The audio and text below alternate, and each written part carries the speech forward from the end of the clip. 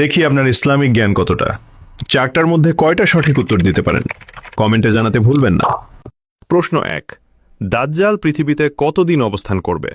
Option A 30 দিন, option B 40 দিন, option C 70 দিন। সঠিক উত্তরটি হবে অপশন বি 40 দিন। প্রশ্ন 2, কোন নবী দাজ্জালকে হত্যা করবেন?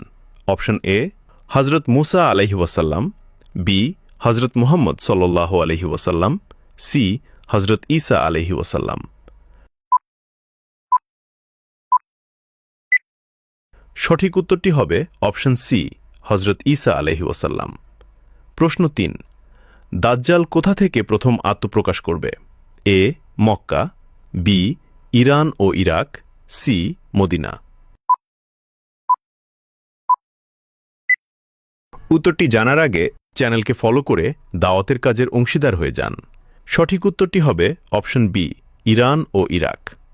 প্রশ্ন 4, দাজ্জালের অনুসারীদের মধ্যে কারা বেশি থাকবে?